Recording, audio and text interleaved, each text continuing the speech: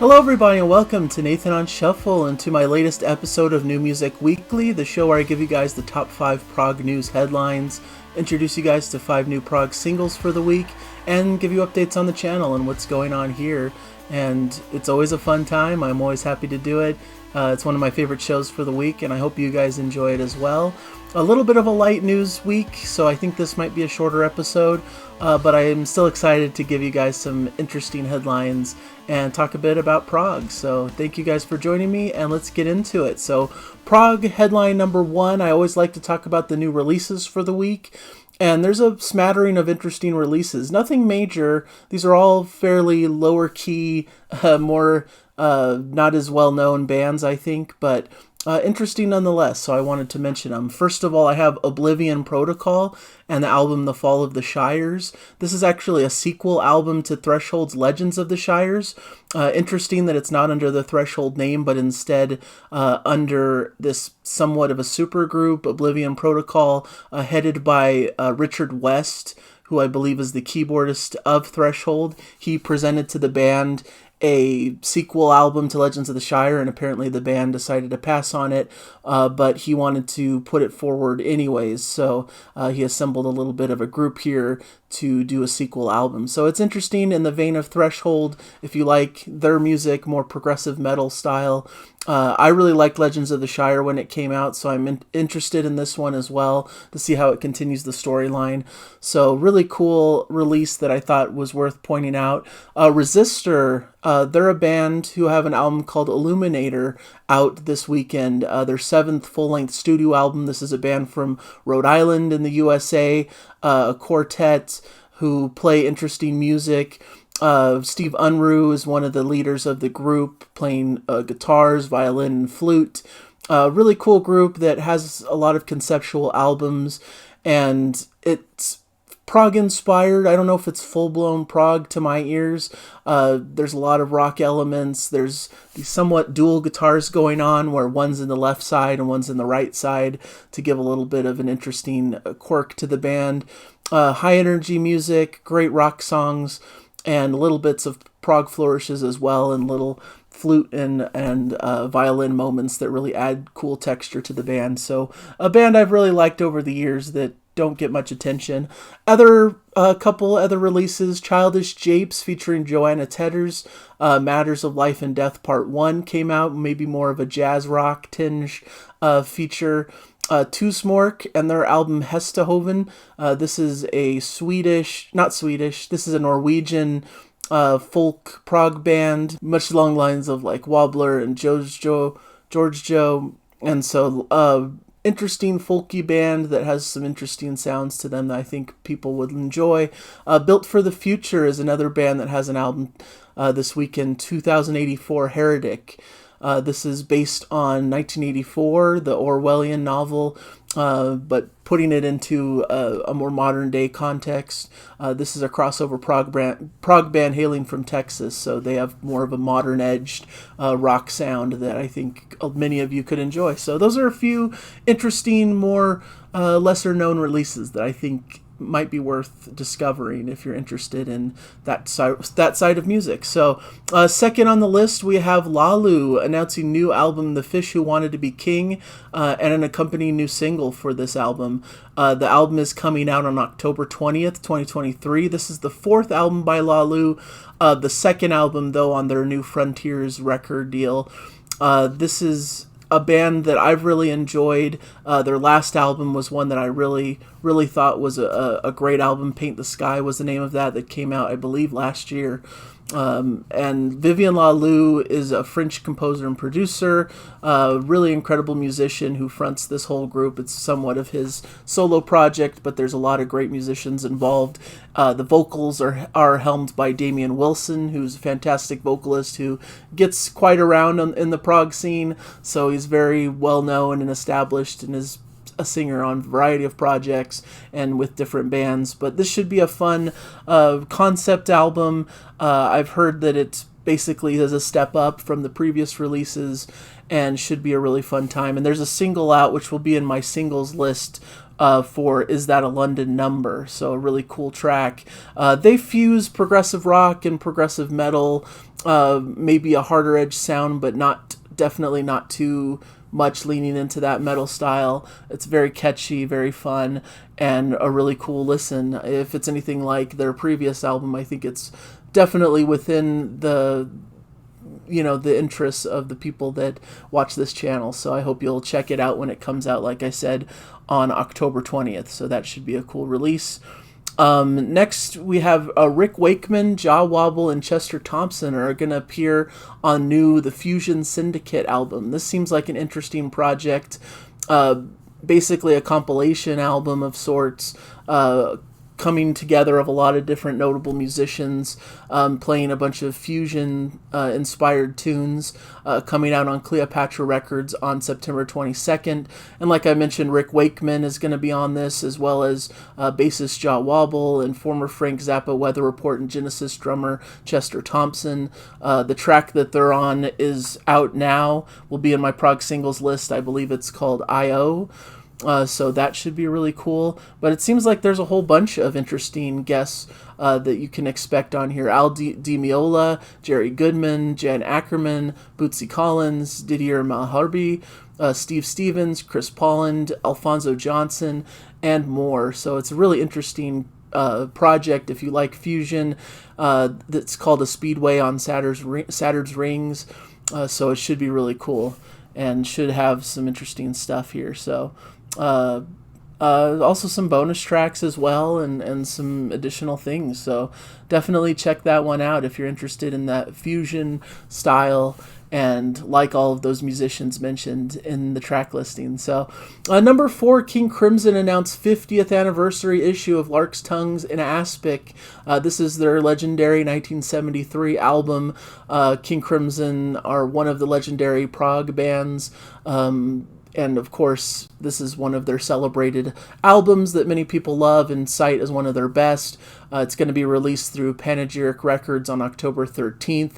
The new reissue comes as 2 Blu-ray and 2 CD set, and as a 2 LP vinyl edition. The Blu-ray and CD set features all new 2023 mixes in Dolby Atmos, DTS HD MA 5.1 surround sound, and high-res stereo by Steven Wilson, new elemental mixes by David Singleton, the complete recordings of every session recorded for the album.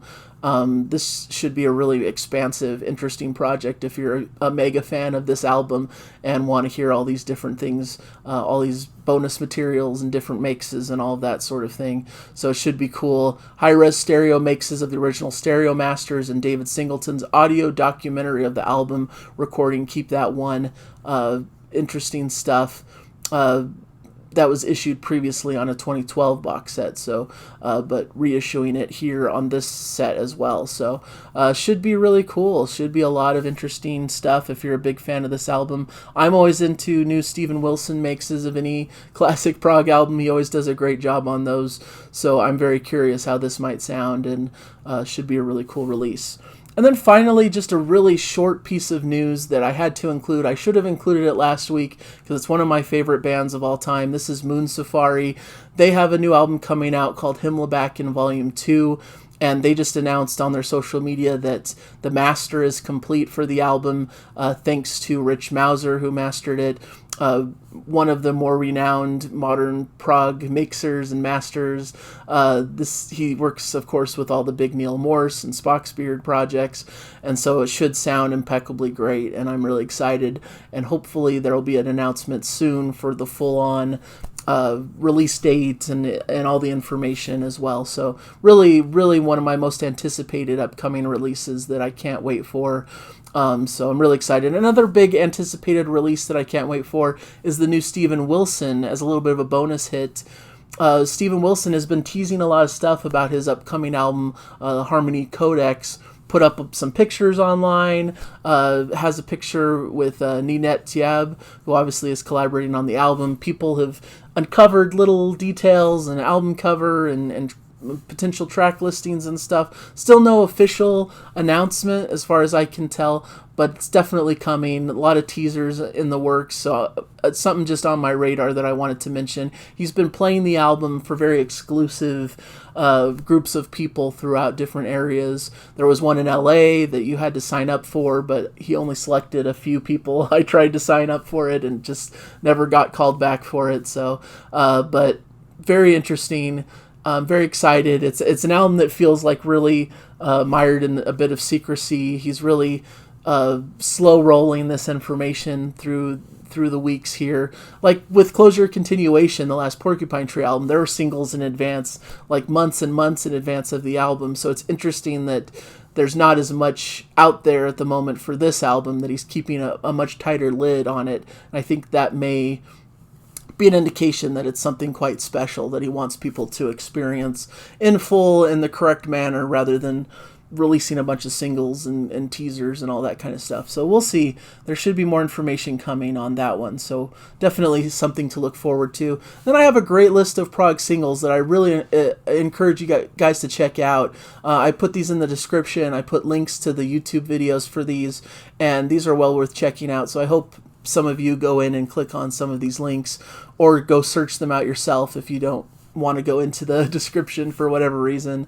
No Spoon and their track Earworm. I got to put this at the top of my prog singles list. I've talked about No Spoon, one of my favorite discoveries of the year. One of my favorite prog stories of the year is their rise and people starting to learn about this band and how great they are, and being able to share in the joy of that discovery with my friends and with people online, and seeing it just blossom over time has been one of my favorite experiences of the whole entire year.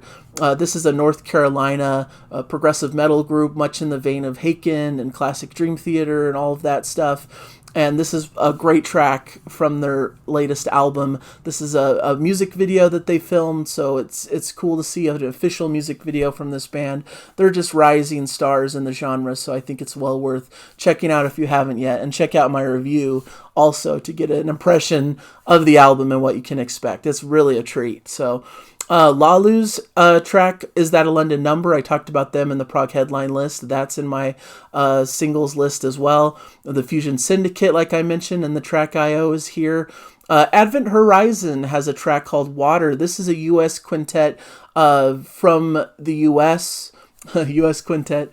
And this is a fantastic single that really brought my attention. They've been putting out these like Facebook ads, and it encouraged me to select what they were doing, and it really blew me away. I thought this was an incredible single. They have a couple singles out from an upcoming release, which is coming in October, called A Cell to Call Home.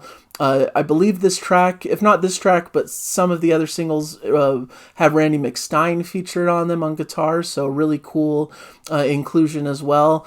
And I've checked out their previous releases and have been super impressed, so this is instantly becoming one of my most anticipated releases for the next couple months. So just wanted to put the name out there and get your guys excited about them. Hopefully that's something you guys will check out if you're interested in. I also have the latest Steve Hackett track, A Tower Struck Down, which is from the upcoming live album. So this is a live performance, live in Brighton 2022. So this is from the upcoming Foxtrot at 50 plus Hackett Highlights live in Brighton set, which is coming out soon.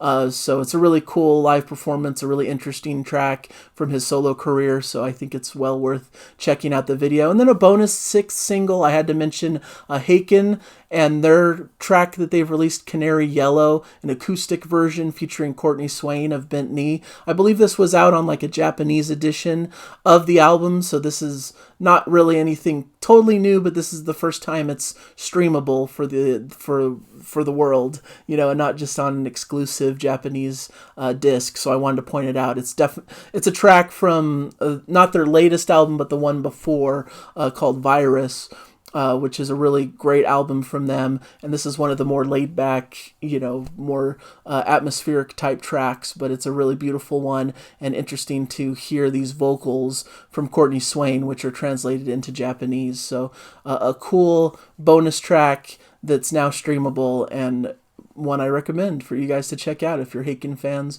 or interested in what they're doing. So there you have it. Those are the things that I had for you today. A pretty good smattering of news, I think. This week I had a lot of fun on the channel.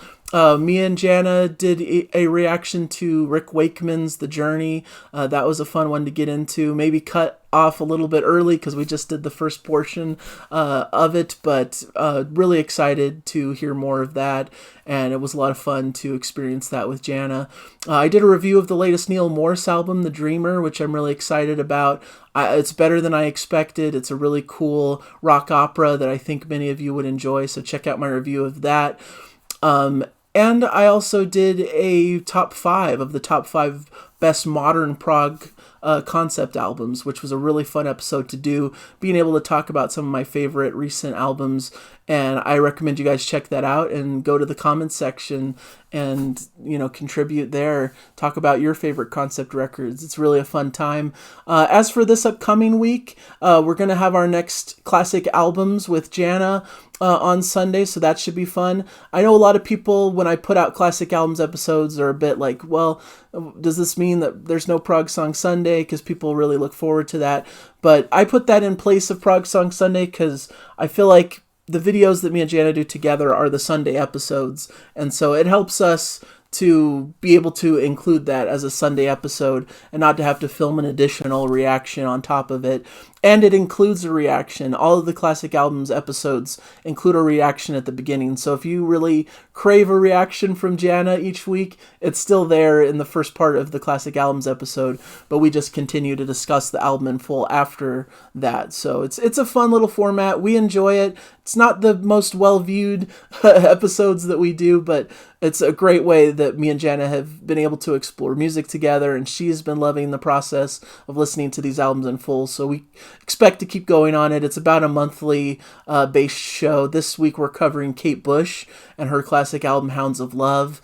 So it's a really fun discussion, and I hope you guys will check it out. But aside from that, I'm going to do an album review for the new Fierce and the Dead record, which is a really cool modern rock album with prog tinges, just a really fun record that I'm excited to get into. And then on Thursday, I'm going to do a record haul video, just documenting all of the records I've gotten over the past several months. Those are always fun to do, and so I'm excited to get into that as well. So should be a fun week on the channel. As usual, I have tons of great new albums that I'll be getting to review in the near future, and just excited to keep talking to you guys and keep promoting prog music. That's what I love to do here. So thank you guys for joining me. Let me know in the comments as usual if there are other headlines, other items that I may have missed from this week, anything you're excited about that's coming up in the prog world. I'd love to know about it. So thank you guys once again, and I'll hopefully see you guys in a future episode. Bye everybody.